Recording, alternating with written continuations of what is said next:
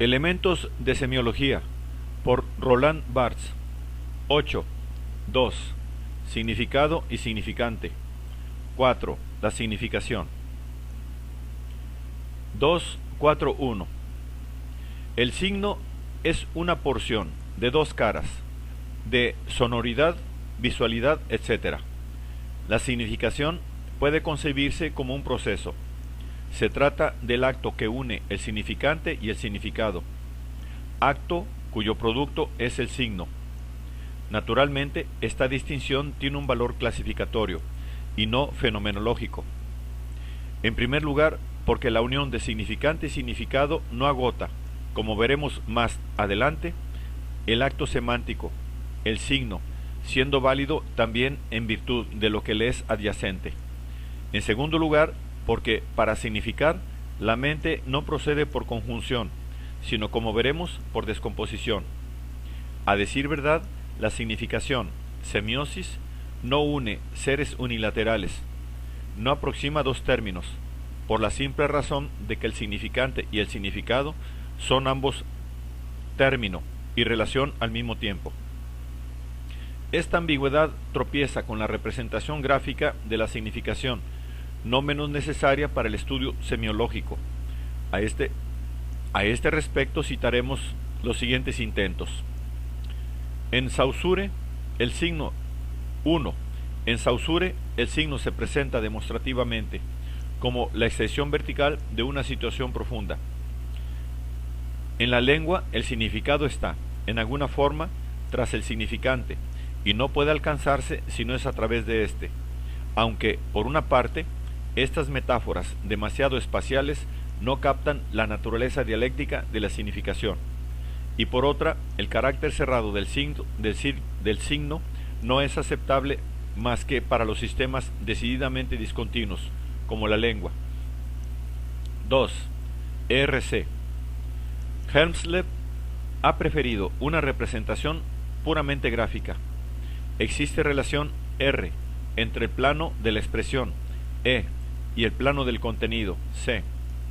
Esta fórmula permite dar cuenta, de forma económica y sin falsificación metafórica, los metalenguajes ER, ERC. 3.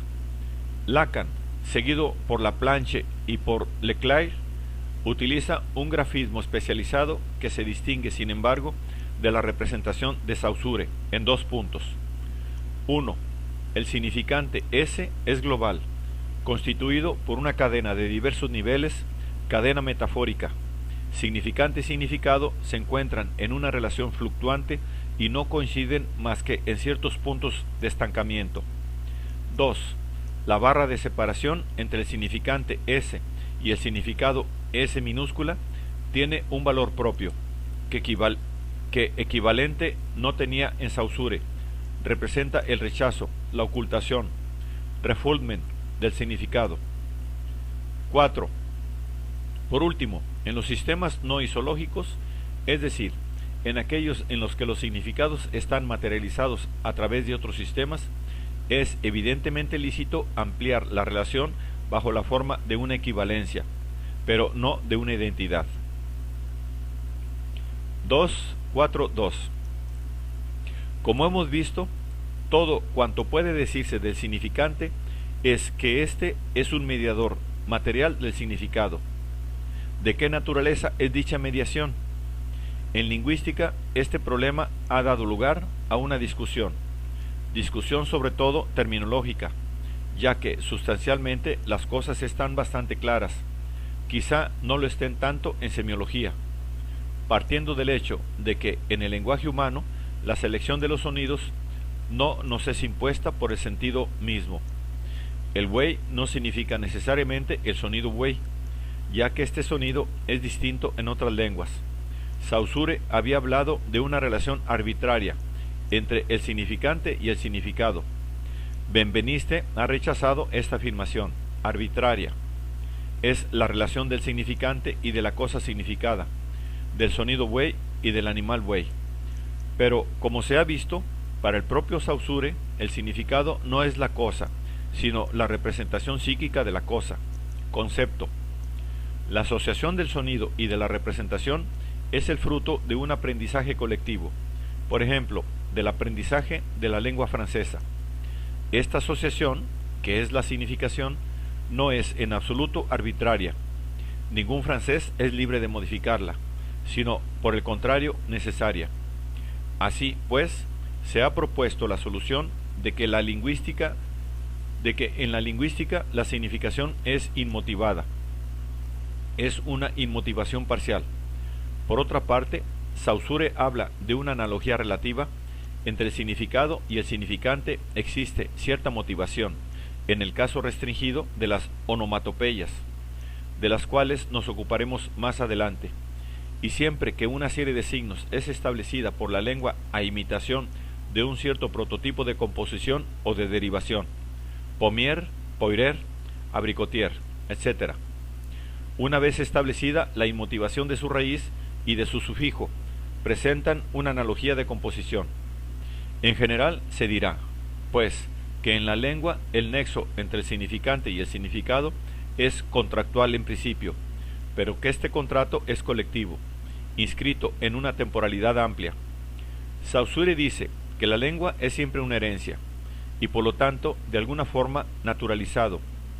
Del mismo modo, Levi-Strauss precisa que el signo lingüístico es arbitrario a priori, pero no arbitrario a posteriori. Esta distinción induce a prever dos términos diferentes, que serán útiles en el progreso de la investigación semiológica. Se dirá que un sistema es arbitrario cuando sus signos se crean no por contrato, sino por decisión unilateral. En la lengua el signo no es arbitrario, pero sí lo es en la moda. Y se dirá también que un signo es motivado cuando la relación entre su significado y su significante es analógica. Para los signos motivados, Buissens ha propuesto el término semas intrínseco y para los términos inmotivados el término semas extrínsecos. Podríamos, pues, tener sistemas arbitrarios y motivados y no arbitrarios e inmotivados. 2.4.3. En la lingüística, la motivación está circunscrita al plano parcial de la derivación o de la composición. Por el contrario, esta planteará a la semiología problemas más generales.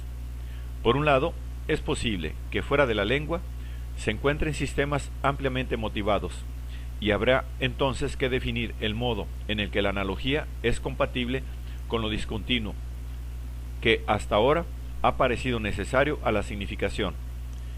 Posteriormente habrá que mostrar cómo pueden establecerse series paradigmáticas, es decir, que comprendan un número exiguo y finito de términos, cuando los significantes son análoga. Será ciertamente el caso de las imágenes cuya semiología, precisamente por estas razones, está lejos de ser establecida. Por otro lado, es harto probable que el inventario semiológico revele la existencia de sistemas impuros que comportan motivaciones muy tenues o compenetradas, si así puede decirse, de inmotivaciones secundarias, como si el signo se prestara a una especie de conflicto entre lo motivado y lo inmotivado. Es lo que suele ocurrir también en la zona motivada de la lengua, la de las onomatopeyas. Martinet ha advertido que la motivación de las onomatopeyas va acompañada de una pérdida de la doble articulación. Hay, que depende solamente de la segunda articulación, sustituye el sintagma doblemente articulado, me duele. Sin embargo, la onomatopeya del dolor no es exactamente la misma en castellano, ay, y por ejemplo en danés, au. Esto se explica por el hecho de que en cierta manera la motivación se somete aquí a modelos fonológicos, evidentemente diversos, según las lenguas. Lo análogo está impregnado de lo digital. Fuera de la lengua, los sistemas problemáticos, como el lenguaje de las abejas, presentan la misma ambigüedad. Las danzas en círculo tienen un valor vagamente analógico. La danza circular en torno a un punto está claramente motivada, orientación del botín, pero la danza de contoneo en forma de 8 está completamente inmotivada, remite a una distancia. Para terminar, último ejemplo de estas disolvencias, Determinados logotipos o marcas de fábrica utilizados por la publicidad están constituidos por figuras completamente abstractas, no analógicas. Sin embargo, pueden sugerir cierta impresión, por ejemplo, la de potencia, que se encuentra en una relación de afinidad con el significado. La marca Berliet, un círculo adosado a una flecha, no copia en absoluto la potencia. ¿Cómo podría copiar la potencia? Pero sin embargo, la sugiere mediante una analogía latente. Idéntica ambigüedad podríamos encontrar en los signos de ciertas escrituras ideográficas, el chino, por ejemplo. El encuentro entre lo analógico y lo no analógico parece, pues, irrefutable en el seno mismo de un sistema único. Sin embargo, la semiología no podrá contentarse con una descripción que reconozca el compromiso sin intentar sistematizarlo, ya que la semiología no puede admitir un diferencial continuo. Como se verá, el sentido es, en efecto, articulación. Estos problemas no han sido todavía estudiados de una forma pormenorizada y sería imposible situarlos en una perspectiva global. Sin embargo, no es difícil intuir la economía antropológica de la significación. En la lengua, por ejemplo, la motivación relativa introduce cierto orden a nivel de la primera articulación significativa. Por lo tanto, el contrato está aquí mantenido por cierta naturalización de aquella arbitrariedad a priori de la que hablaba Levi-Strauss. Otros sistemas, por el contrario, pueden ir de la motivación a la inmotivación. Por ejemplo, el juego de las figuritas en los ritos de iniciación de los Zenufo, citado por Levi-Strauss en su obra La pensée sauvage. Es pues probable que a nivel de la semiología más general, de orden antropológico, se establezca una especie de circularidad entre lo analógico y lo inmotivado. Existe una doble tendencia complementaria a naturalizar lo inmotivado y a intelectualizar lo motivado, es decir, a culturizarlo. Por último, algunos autores afirman que el propio digitalismo, el rival de lo analógico, es en su forma pura, es decir, el binarismo, una reproducción de ciertos procesos fisiológicos, si es verdad que, en definitiva, la vista y el oído funcionan por selecciones alternativas.